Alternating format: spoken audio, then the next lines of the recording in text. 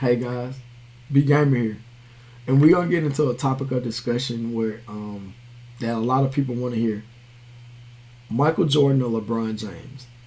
Hey, I know I'm usually doing gaming, and yes, I am a gamer at heart, but I love sports as well. So I haven't been able to get too many mini gameplays because my controllers right now on the Xbox side having really bad scrolling issues and stick drift. I got like four new controllers, and all of them come straight out the box drifting. I even got videos of it, so I won't even waste you guys' time with that because I've been really playing bad with the controller issues right now. So until I can get some new controllers that actually are new, that's when I'll post a little bit more gameplay. Even though I will be posting gameplay as well, but I'm trying to get down to the matter at hand, which is stick drift. Even when they come out of the box new, I've been getting drift playing Madden online head to head a lot. And the play menu is just scrolling. But back to the matter at hand. MJ or LeBron? And my answer is Michael Jordan. The reason why I will make a case for Michael Jordan is because he has 6 rings. And not just because he's 6 for 6. He stepped away from the NBA for like 4 years. 4 years he stepped away from. 2 years. Excuse me for that. I say LeBron got 4 years of extra years playing the game more than MJ do because LeBron came into the league. You guys pay attention. LeBron came into the league when he was 17, 18 years old, straight out of high school. Michael Jordan came out of college after his junior year. So that means if LeBron had to stay in college 3 years, he would have had 3 years on Michael Jordan already playing in the NBA. He got a head start to further his career. Michael Jordan came out after his junior year at North Carolina. And also he took 2 years off from the NBA. So in actuality, that's 5 years, 5 NBA seasons that LeBron has a head start to lead the league in points and career points at the end of his career. And games played and minutes and all that good stuff. And that's no knock to LeBron because longevity is a very, very, very big thing in the NBA, right? And LeBron has never had a major injury, and I'm going to knock on wood because that's great in itself. But back to MJ. A lot of guys look at MJ and like, yes, he played with Dennis Rodman and Scottie Pippen. Okay. Dennis Rodman wasn't a threat to score. Dennis Rodman wasn't a threat to score. So, on the court, if you got Dennis Rodman out there, great defensive player, greatest rebounder arguably of all time, but he's a liability out there on the court. And for Michael Jordan and Scottie Pippen to still make it happen and to still generate points and score the way they did, especially Michael Jordan, the way he did with Dennis Rodman out there on the court, that says enough about the player MJ was during the era of hand checking. When you got guys like Gary Payton and Joe Dumars and all over you just hand checking you. The referee's right there looking and they let them get away with it. Grabbing your jersey, no foul. So that all in itself playing alongside Dennis Rodman and able to win championships was a very, very big feat in itself. Guys, think about it. Think about it. As good as Draymond Green is, we know he's a liability kind of sort of on offense. But he's not as bad as Dennis Rodman. Draymond Green can still spread the floor. He can still spread the floor. Draymond Green can knock down the three more often than Dennis Rodman can. Draymond Green can create for others more often than Dennis Rodman can. So think about that, guys. Think about having to play with Dennis Rodman and knowing he's a liability out there on the floor, but you still can get the job done. As great as Dennis Rodman was, he was never a scorer. Not for the Bulls anyway. He was never a scorer. So that put extra pressure on MJ and Scottie to make stuff happen out there on the floor. Even with that 72-win Bulls team, I still think, even though the Warriors didn't win that championship, I still think that was the best team to ever play. That Warriors team right there was great. That Bulls team was great, but they had their flaws. That Warriors team was so complete to me. I still don't see how they lost, but they did. And that was amazing by LeBron to win that series against them. I give LeBron a lot of credit, and I never take anything away from that guy. That guy is great. I'm never going to take him out of my top 5. He's a top 5 player of all time. And if I had to do it in order, he'll be my number 2 player to ever play the game. That's how great he is. So that's no knock on him. So that's why it always comes down to who's the GOAT. MJ or LeBron. MJ or LeBron. MJ or LeBron. I go MJ.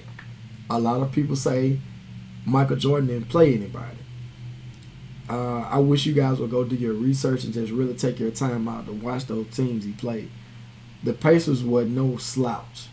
Reggie Miller, the Davis boys, Rick Smits, a 7'4" center who could spread the floor 14 to 15 feet jump shots, crazy post game, great free throw shooter. Go back and look at the numbers. The Knicks, Patrick Ewing, John Starks, those guys played great together. A very, very tough team to get out. You want me to keep going? The Washington Bullets, that was your AC. Young Chris Webber and Juwan Howard. Rod Strickland at your point guard. You guys look it up. You had Gary Payton and those guys and Sean Kemp in the league, Deadly Shrimp. Those teams played together as a team so well. And Michael Jordan had to go against those guys. A young Orlando Magic team with Shaq and Penny. Horace Grant, when he had left the Bulls, Horace Grant was a great mid-range shooter and defensive rebounder. Great glue guy. And he was a better player than Dennis Rodman than me, Horace Grant was. He went to Orlando and joined Penny and Shaq, Nick Anderson, and 3D Dennis Scott. That team was great. MJ had to go through those teams. And don't get me started with the West Coast. The West Coast has always been the best coast in the NBA, even back when MJ played. You had the San Antonio Spurs and the Houston Rockets with Akeem Olajuwon and all those guys. And, you had so many great teams, man. People don't understand how good the Golden State Warriors was offensively with Mitch Richmond, Tim Hardaway before the injury, and Chris Mullin before the injury. Those teams are who you had to go against back then. And it was hand checking back then. And those guys set an all-time record for points scored a game back then. Come on. A lot of guys make the argument sway. But I speak facts for both of the players, MJ and LeBron. I give you this. That team LeBron made it to the championship with and put on his back his first or second year, and he got swept by the Spurs. I give him a pass on that. But I give him his credit for even getting there with those guys, because that team right there sucked. But the team that he had, Mo Williams and Joe Smith and Zydrunas Ilgauskas and those guys, those teams won 60 games 3 to 4 times in the East. I'm not making this stuff up. So that team was not as bad as people say. I can make an argument right now. LeBron's point guard, Mo Williams, was a better point guard than Michael Jordan ever had on the Bulls team. Was Mo Williams better than John Paxson? Yes. Was Mo Williams better than Steve Kerr? Yes. Was Mo Williams better than Ron Harper? Yes. But you guys make an argument and say LeBron didn't have a team. Yes, he did.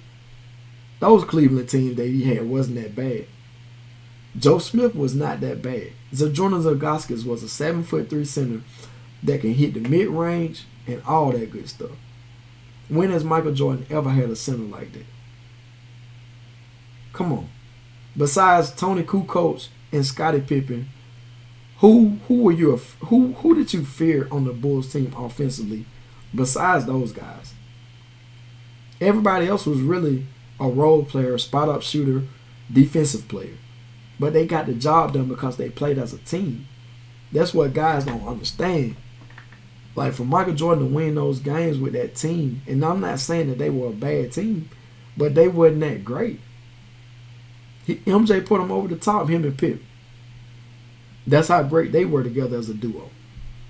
That's how great they were.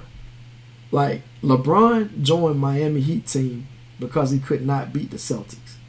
And yes, I said it. He couldn't beat those Boston Celtics. That KG, Ray Allen, and Paul Pierce got together in the offseason. Let's not get it twisted like those guys came together in the offseason and were like, hey, you guys want to play together in their prime. Think about if those guys would have did that in their primes. Ray Allen, Paul Pierce, and KG in their prime playing together. How scary would that have been? But they did it in their 30s. And LeBron couldn't beat them, so he had to go join the Miami Heat and put together a God squad. And that was the domino effect. Then KG made the weakest move ever. KG made the weakest move ever when he went to Golden State and joined a Warriors team that had beat him the previous year. We all know the story. Like, of course, yeah, get out of there with Russell Westbrook. That guy is just a turnover waiting to happen. He's going to get his triple-double, though. But he's a turnover waiting to happen. But back to the matter at hand. Once LeBron saw that he couldn't beat KG, Paul Pierce, and Ray, he had to join forces with Wade and Bosh. Put together something so I can get past these guys in the East. And when he did that, you know, Miami Heat won 2 rings. But that was a very, very weak move in my opinion as well. You know, he's allowed to go wherever he want to go in free agency. Imagine Michael Jordan in his free agency saying, hey, you know what, let me join forces with Penny and Shaq down here in Orlando. Let me join forces with Hakeem Olajuwon over here in Houston. See how many we can win. You know, would have been fun. But at the same time, back in the day, man, those guys wanted to go against each other. They wanted to see who was the best. Who can go through all this competition. Some of your greatest players never won championships, man. Charles Barkley, Sean Kemp, John Stockton, Karl Malone, Penny Hardaway. Some of your greatest players never won rings, man. Reggie Miller, Patrick Ewing, Gary Payton. Some of your greatest players never won championships, and it was because of Michael Jordan. That's the reason why a lot of those players didn't win championships. Because of Michael Jordan. Michael Jordan.